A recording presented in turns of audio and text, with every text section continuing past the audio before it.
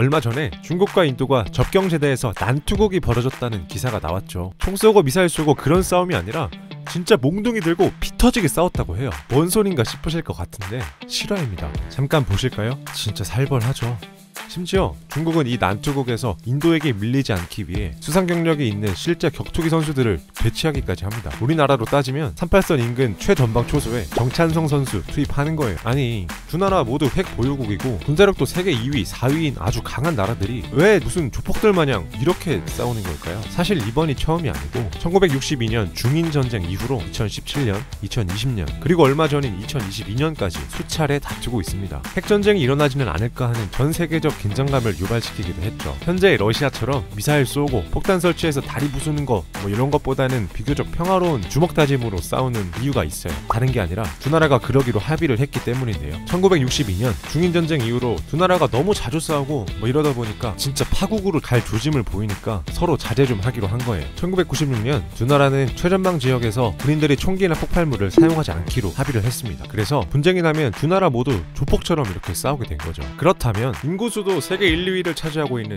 이 강대강의 치열한 국경 분쟁이 도대체 언제부터 시작됐고 왜 이렇게 끝도 없이 싸워대는 걸까요? 그 분쟁의 시작을 한번 알아보겠습니다. 혹시 중국과 인도가 전쟁을 했었다는 사실을 알고 계셨나요? 저도 최근에 중국과 인도가 서로 이렇게 치고받고 싸운다는 기사를 보고 흥미가 생겨 자료를 찾다 보니까 알게 됐습니다. 그럼 왜 1962년 중인전쟁을 모르는 사람이 많을까요? 아마 우리나라의 운명을 바꾼 1950년 한국전쟁 그리고 이어진 베트남 전쟁에 더욱 관심을 가질 수밖에 없었기 때문일 겁니다. 우리나라는 정말 정신없이 그저 생존하기 바빴던 시절이었죠. 자, 그럼 중국과 인도는 왜 사이가 안 좋고 전쟁까지 했었나? 먼저 지도를 보실까요? 인도와 중국의 국경지대는 히말라야 산맥을 타고 높은 고지대 지역에 맞닿아 있어요. 기본 해발고도 4,000m 이상인 지역들이죠. 총 3군데 지역이 있는데요. 락사이친이라는 왼쪽 북부 지역과 중간인 시킴 지역 그리고 아루나찰 프라데시라는 오른쪽 국경지대입니다. 이렇게 국가 경계가 나뉘어져 있습니다만 문제는 이 국경선이 양국이 완전히 합의해서 정해진 것이 아니라는 것입니다. 네 땅 내 땅 명확한 기준이 없으니 서로 자기 땅이라고 주장하면서 싸움이 나는 거죠. 특히 중국은 우리가 6.25 전쟁 때도 겪었듯이 영토 지배욕이 엄청 강하잖아요.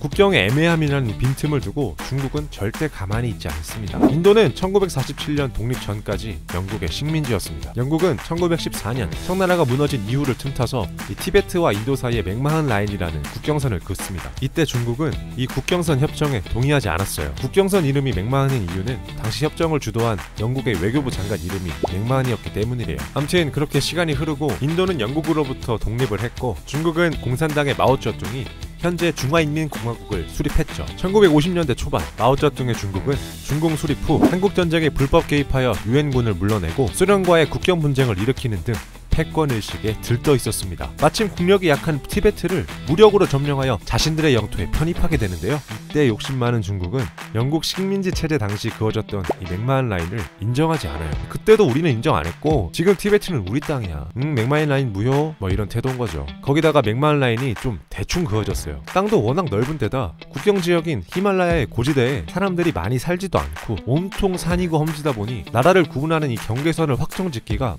너무 애매했던 거죠. 여기가 우리 땅이야 라고 인도 중국 둘 중 누가 말해도 정확히 반박하기가 어려운 거예요. 마찬가지로 인적이 드문 땅, 국제 정세를 따르지 않고 치고받고 하기가 좋은 곳이죠. 중국은 이 틈을 교묘하게 이용합니다. 역시나 서쪽의 악사이친 지역과 동쪽의 아르나찰 프라데시 지역에서 소규모 분쟁을 계속 일으킵니다. 마오쩌둥은 자기가 세운 이 중국의 힘을 과시하며 어떻게든 영토를 더 넓히고 싶어 했던 거죠. 중국은 특히 악사이친 지역을 탐내는데요. 아니, 이 지역이 해발 4,300m에서 7,000m에 달하는 곳으로 사람의 거주가 불가능한 곳입니다. 근데 왜 이렇게 집착을 하느냐? 이 지역이 티베트와 신장을 잇는 유일한 사계절 교통로이자 군사용 보급선으로 이용할 수 있기 때문이에요. 인도와 중국은 국경 지역에서 지속되는 소규모 전투가 자주 이어지자 그 지역에 감시초소와 군사시설들을 설치하기 시작했어요. 군사들도 많아지고 점점 긴장감이 고조되면서 언제 전쟁이 일어나도 이상하지 않는 순간까지 온 거예요. 그러던 때에 중국이 병합한 티베트의 지도자 달라이라마가 인도로 망명하였는데 중국은 화가 잔뜩 납니다. 아니, 우리가 버젓이 있는데 인도 니네가 망명 정보를 받아줘? 안 안 되겠다, 너네 진짜 좀 맞자. 이렇게 중국은 인도 침범을 벼르고 있었어요. 인도는 마침 중국과 사이가 좋지 않은 소련의 군사고문단의 협력을 받으면서 맥마흔 라인에 육군 부대들을 전진 배치시키긴 했었는데요. 정작 중국이 진짜로 전쟁을 시도할지는 예측하지 못했어요. 전쟁 2달 전인 62년 8월에도 인도 군부의 팔리트 여단장은 중국과 전쟁은 가까운 미래에는 없을 거다 라고 주장했을 정도니까요. 그리고 서양 국가들은 중국이 인도를 쳐들어 오더라도 당연히 인도가 유리할 것이라고 예상을 했어요. 가장 큰 이유는 보급로 차이 때문인데요. 중국은 보급기지인 청두와 분쟁지 사이가 거리가 엄청 멀었어요. 고지대라고 했잖아요. 날씨가 안 좋으면 길마저 무용지물이 됐거든요. 반면에 인도는 수도인 누델리가 분쟁지까지 비교적 중국보다는 가까웠습니다. 인도의 예상을 깨고 결국 1962년 10월 중공군이 국경 전역에 걸쳐 동시다발적으로 공격을 감행합니다. 그래도 강한 국방력을 가지고 있다고 자부하는 인도, 중국군에 맞서 싸웠는데요. 인도가 이길 거라는 서방 각국의 예측이 무색하게 중국이 인도군을 압살했습니다. 일단 병력 차이가 심했어요.